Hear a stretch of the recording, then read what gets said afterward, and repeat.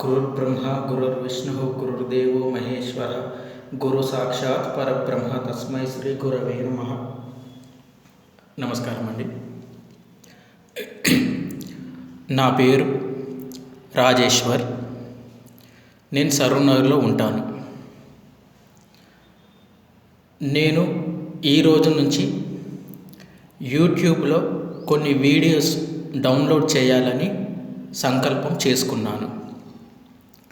ఈ videos download చేయడానికి నాకు వేదికైన యూట్యూబ్ సంస్థ వారికి ప్రతి ఒక్కరికి కూడా కృతజ్ఞతలు తెలియజేస్తున్నాను. నేను చెప్పదలుచుకున్న కంటెంట్ ఏమిటంటే, డైరెక్ట్ పాయింట్లోకి పోకుండా మీకు కొంచెం నేపథ్యం ఇవ్వాలనే ఉద్దేశంతో కంటెంట్ గురించి చెప్తున్నాను. ఫస్ట్ నేను చెప్పబోయే కంటెంట్, ఈరోజు సమాజంలో చాలా విపరీతమైన సమస్యలు ఉన్నాయండి. చాలా విపరీతమైన సమస్యలు ఉన్నాయి. ఇన్ని అన్ని అని లెక్క పెట్టలేనన్ని సమస్యలు ఉన్నాయి. ఈ అన్ని సమస్యలు అందరికీ తెలిసినవే. పేదరికం కానివ్వండి, దుర్మార్గాలు కానివ్వండి, పేదల పట్ల జరుగుతున్న అక్రమాలు కానివ్వండి, ఆడపిల్లల మీద జరుగుతున్న దౌర్జన్యాలు కానివ్వండి, ఎన్నో సమస్యలు ఉన్నాయి. అవన్నీ కూడా మీ అందరికీ తెలుసు. కానీ నేను చాలా రోజుల నుంచి అబ్జర్వ్ చేస్తున్న ఒక పెద్ద సమస్య కూడా ఈరోజు భారతదేశంలో అలా నిలిచిపోయి ఉన్నది. కానీ అది సమస్య అని ఎవరు కూడా గుర్తించి దాని పరిష్కారం వైపు ఎవరు కూడా ఇంతవరకు అడుగులు వేయట్లేదు. ఇంతకు నేను చెప్పబోయే సమస్య ఏమిటంటే, ప్రస్తుతం భారతదేశంలో ఎన్నో సమస్యలతో పాటు అనేకమైన మానసిక సమస్యలు కూడా యువతను వెంటాడుతున్నాయి. ఒక్క యువతనే కాదు, పెద్దవాళ్ళు, చిన్నపిల్లల దగ్గర నుంచి పెద్దవాళ్ళు కూడా ఒక విషయాన్ని అర్థం చేసుకోవడంలో వైక్లభ్యాన్ని పొందుతున్నారు. అంటే అవిటితనం పొందుతున్నారు. విషయాన్ని సరిగ్గా అర్థం చేసుకోకపోవడం కూడా ఒక అవిటితనం కిందికే వస్తుందండి. ఎందుకో తెలుసా? విషయాన్ని అర్థం చేసుకోకపోవడం వల్ల లైఫ్లో చాలా సమస్యలు ఎదురవుతాయి. ఒక విషయాన్ని ఒకలాగా అర్థం చేసుకోవడం వల్ల వచ్చే సమస్యలు ఒక్కొక్కసారి జీవితాన్ని డిప్రెషన్లోకి నెట్టేస్తాయి. అటువంటి సమస్య గురించే నేను ఈరోజు చెప్పబోతున్నానండి. ఏమిటా సమస్య? మనకు దేశంలో ఉన్న సమస్యలన్నిటితో పాటు ఒక పెద్ద సమస్య ఉంది. అదే ప్రేమ. నేను టీవీలలో చూస్తుంటాను, ప్రేమకు పరిష్కారం ఇస్తాము, మీ జాతకాలు చెప్పబడతాయి, ప్రేమ సమస్య, ఇంటి గొడవ సమస్య, ఆర్థిక సమస్య, బాగానే. కానీ ప్రేమ సమస్య ఏంటని నాకు విచిత్రంగా అనిపిస్తుంది. ప్రేమ సమస్య అసలు ఏంటి? ప్రేమకు సమస్య ఎందుకు వస్తుంది? చెప్పాలంటే, ప్రేమకు సమస్య అనేది ఉండదు. ప్రేమకు సమస్య కల్పించుకుంటుంది మనమే. ఒక అమ్మాయిని ప్రేమించి ఆ అమ్మాయి నన్ను ప్రేమించట్లేదు అని సమస్య తెచ్చుకున్నది ఎవరు? నీవే తెచ్చుకున్నావు ఆ సమస్య. ఎందుకంటే ప్రేమకు ఎప్పుడూ కూడా ఎటువంటి సమస్యలు ఉండవండి. ప్రేమకు ఒకటే ఉంటుంది. ప్రేమ యొక్క లక్షణం సంతోషం. ఇప్పుడు డైరెక్ట్ పాయింట్లోకి వద్దాం. ఒక అమ్మాయిని ప్రేమిస్తున్నాను చెప్పే వ్యక్తి ప్రేమించడం వరకు ఓకే, కానీ తిరిగి ఆ అమ్మాయిని ఆశించినప్పుడు మాత్రమే మనలో సమస్య మొదలవుతుంది. నేను చెప్తుంది బాగా అర్థం చేసుకోండి మీరు. నేను ఒక అమ్మాయిని ప్రేమించాను అనుకోండి. ప్రేమ అంటే ఏమిటి అసలు? ప్రేమ అంటే ఎదుటి వ్యక్తి బాగుండాలని కోరుకోవడం, అంతే. ప్రేమ యొక్క నిర్వచనం అంతే. ఏ వ్యక్తి మీద మనకు ప్రేమ ఉంటుంది అని మనం భావిస్తున్నామో ఆ వ్యక్తి సంతోషంగా ఉండాలి, బాగుండాలి అని కోరుకుంటే అది ప్రేమ అవుతుంది. ఆ వ్యక్తి మనకు సొంతం కావాలని ఎప్పుడైతే మనం కోరుకుంటామో అప్పుడే మనలో సమస్య మొదలవుతుందండి. ప్రేమకు కోరికకు తేడా తెలుసుకోని కారణం చేతనే ఈరోజు ప్రేమలో నేను ఓడిపోయానని చచ్చిపోవడం, లేకపోతే ఆ అమ్మాయిని చంపేయడం, ఇంత దుర్మార్గమైన దిగజారుడు ప్రవర్తనకు వెళ్ళిపోతున్నారు. అసలు ప్రేమ యొక్క స్వరూపం ఏందో మీరు ఎన్నడన్నా తెలుసుకోవడానికి ప్రయత్నం చేశారా? చెయ్యలేదు. కాబట్టే ఈ సమస్యలు. అసలు ప్రేమ యొక్క నిర్వచనం ఏంటో మనం తెలుసుకుందాం ఫస్ట్. ఏ వ్యక్తి మీద మనకు ప్రేమ ఉంది అని మనం భావిస్తున్నామో ఆ వ్యక్తులు ఎక్కడ ఉన్నా సంతోషంగా ఉండాలి అని కోరుకొని మనం ఇక్కడ సంతోషంగా ఉండగలిగే స్థితికి ప్రేమ అని పేరు. ప్రేమ యొక్క నిర్వచనం అది. కాబట్టి మీరు చూడండి, ఆలోచించండి ఒకసారి. ప్రేమ ఎప్పుడూ కూడా వ్యక్తులు మనకు సొంతం కావాలి అని ఆకాంక్షించదు. అలా ఆకాంక్షిస్తే అది ప్రేమ కాదు, మన యొక్క కోరిక అవుతుంది. ప్రేమ వేరు, కోరిక వేరు. ఒక అందమైన అమ్మాయి కనబడితే చాలా అందంగా ఉంది, ఒప్పుకుంటా, మనసు పోతుందట. ఆ అందమైన అమ్మాయి కనబడితే ఆ అమ్మాయి అంత అందంగా ఉంది, తను అలాగా చాలా చాలా బాగుండాలి అని నువ్వు కోరుకుంటే అది ప్రేమ. ఆ అమ్మాయి అంత అందంగా ఉంది, అది నాదైతే బాగుండు అని ఎప్పుడైతే నువ్వు లోపల మనసులో ఒక కోరిక పెంచుకుంటావో అది నీ యొక్క కోరిక, అది ప్రేమ కాదు.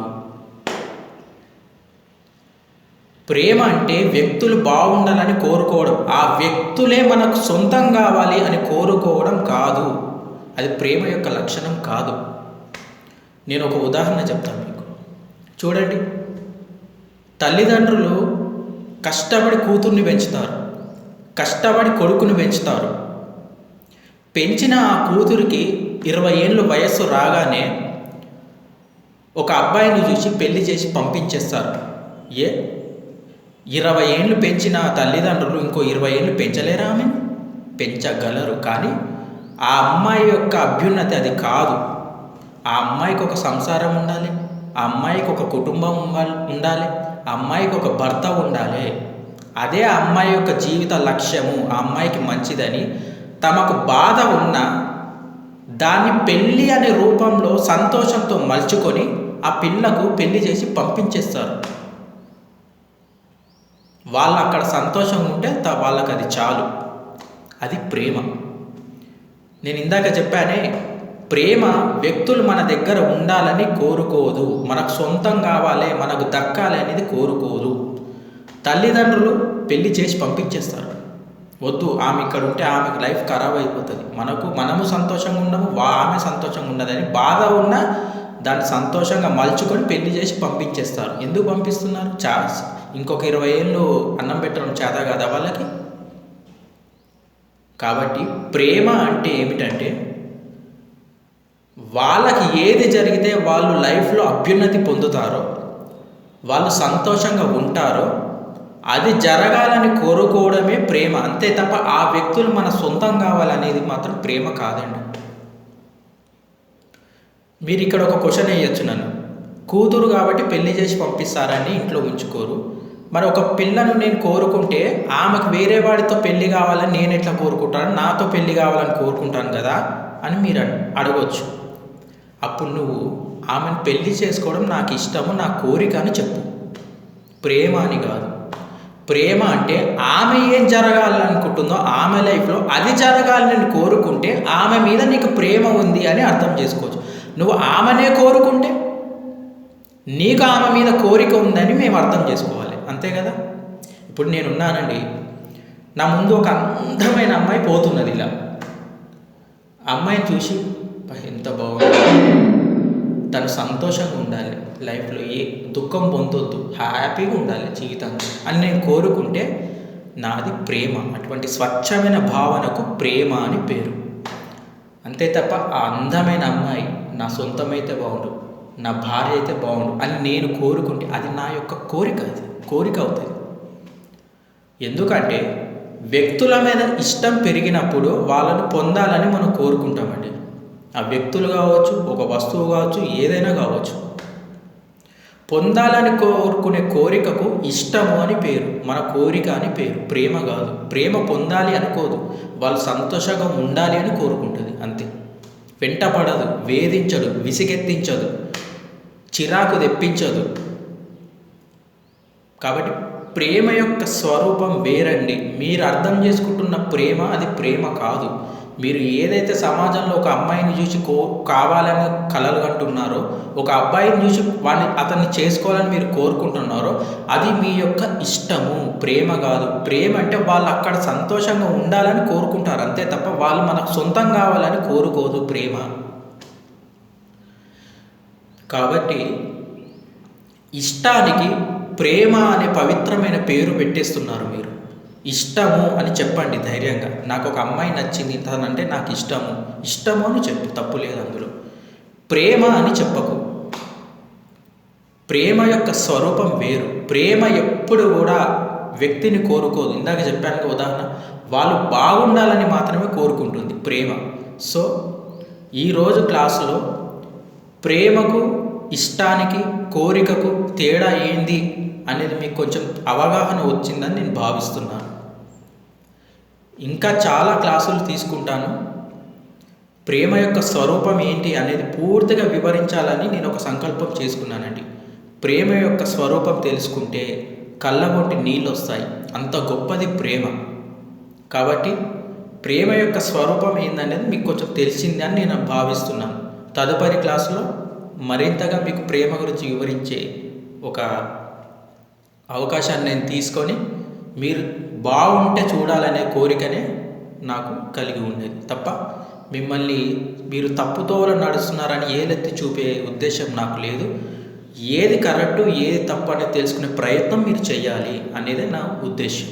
కాబట్టి ఒక అమ్మాయిని ఇష్టపడితే ఇష్టపడినా అని చెప్పండి, నాకు ఇష్టం ఉందని చెప్పండి. ఆ అమ్మాయికి ఇష్టమైతే పెళ్లి చేసుకోండి, తప్పు లేదు. కానీ పెళ్లి చేసుకునేటప్పుడు కూడా 100 సార్లు ఆలోచించుకోవాలి. ఎందుకు అంటే 100 సంవత్సరాలు జీవించే జీవితం అది. ఏదో 2 సంవత్సరాలు 3 సంవత్సరాలు గడిపేసి పక్కకు పెట్టేసే వస్తువు కాదు భాగస్వామి అంటే. 100 సంవత్సరాలు కలిసి ఆ వ్యక్తితోనే నేను జీవించగలుగుతానా, అంత ఇష్టం నా లోపల ఉందా ఆ వ్యక్తి మీద అని ఆలోచించి మీరు పెళ్లి చేసుకోవాలి తప్ప తొందరపడి వాళ్ళ మీద కలిగిన ఇష్టానికి ప్రేమ అని పేరు పెట్టేసుకొని ఎక్కువ ఎమోషన్ అయిపోయి నీ జీవితం నాశనం చేసుకోవడమో, ఆ అమ్మాయి జీవితం నాశనం చేసుకోవడమో అది మనిషి యొక్క జన్మ యొక్క లక్ష్యం కాదు, అది పశు జన్మ అవుతుంది. కాబట్టి ప్రేమ వేరు, ఇష్టం వేరు. ప్రేమ యొక్క స్వరూపం కంప్లీట్లీ వేరు. మీరు అనుకుంటున్న ప్రేమ అది ప్రేమ కాదు. వ్యక్తిని దక్కించుకోవాలనేది ప్రేమ అనబడదు, అది మన యొక్క కోరిక అవుతుంది. ప్రేమ అవతల వ్యక్తి సంతోషంగా ఉంటే చూసి సంతోషిస్తుంది. ఇక్కడ అటువంటి స్వచ్ఛమైన స్థితికి ప్రేమ అని పేరు. కాబట్టి ఇంకా ఎన్నో విషయాలు ప్రేమ గురించి సంబంధించిన పూర్తి అవగాహన నా దగ్గర ఉన్నది. ఎందుకు నేను ఇంత గట్టిగా చెప్తున్నానంటే, నేను ఎప్పుడు కూడా పెద్దల ప్రవచనాలు, శాస్త్ర పరిశీలన ఈ ఆలోచన చేస్తూ ఉంటాను. కాబట్టి ఎవరు కూడా ప్రేమ మీద ఇంత దృష్టికోణం పెట్టి ఆలోచించి క్లాసులు చెప్పిన పోకడాలు ఇప్పటిదాకా లేవు సమాజంలో. కాబట్టి నేను ఒక కొత్త అధ్యాయానికి సంకల్పం చేసుకున్నాను. అసలు ప్రేమ అంటే ఏమిటి, ప్రేమ యొక్క స్వరూపం ఏమిటి, ఇది వివరించడానికి నేను లక్ష్యసిద్ధి చేకూర్చుకుని ఉన్నాను. కాబట్టి మీరు కొంచెం ప్రేమ గురించి అవగాహన చేసుకున్నారని కొంచెం భావిస్తూ మరిన్ని విషయాలు డీటెయిల్స్గా నేను ముందు వీడియోస్లలో పెడతాను. Thank you.